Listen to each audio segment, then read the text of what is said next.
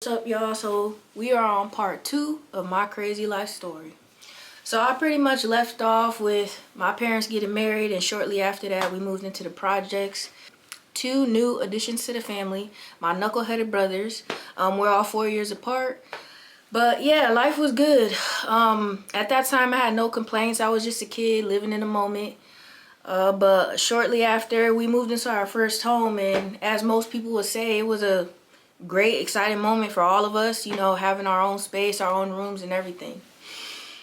Well, little did I know this is where everything would start to fall downhill.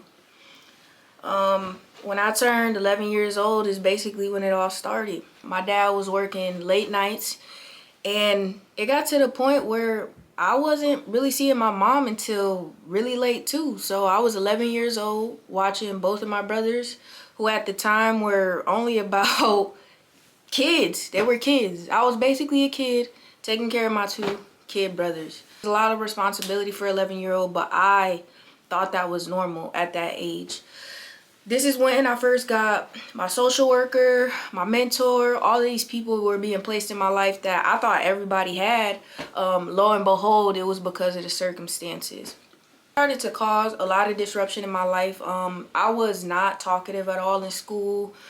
I wasn't very social. I didn't even really hang out with any of the other kids, and at that time I just liked keeping to myself. But at the same time, a lot of the adults, teachers, were concerned for me.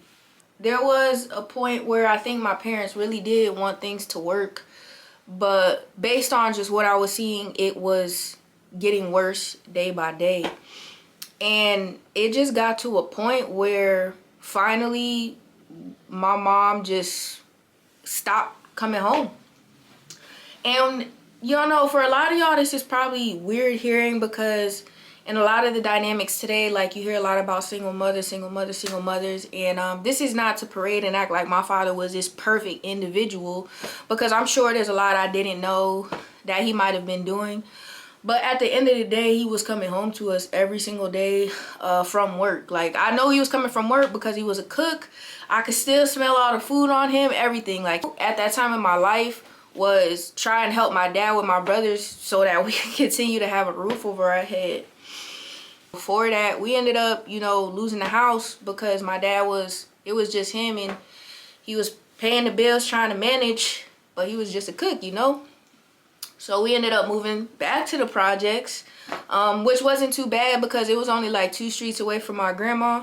When it comes to my mom's and the downfall of our relationship, because that's what a lot of people don't know about me, because I choose to be like peaceful about it, just out of respect for my father. And I remember when we lost the house, you know, my dad just kept apologizing about it, and it's like he felt super bad about a situation that involved 2 people, but he was the only one apologizing.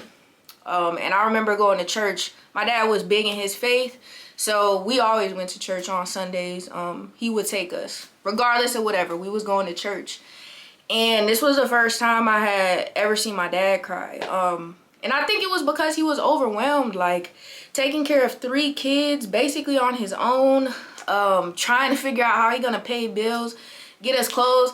And unbeknownst to him, you know, him and my mom are extremely tall, so we was growing out of stuff extremely fast, you know. He broke down in church, and in that moment I was like, whether he wanted me to or not, it was my responsibility as the oldest, and like just having the love for him that I did, and I seen he gave 1,010% when it came to he never made excuses, all that type of thing. I'm like, I'm gonna help where I can. So I started working at like 14 years old, getting a stipend, working at summer camps, all that type of stuff, doing what I can to contribute, making sure my brothers were straight so that he didn't have to worry about that kind of stuff.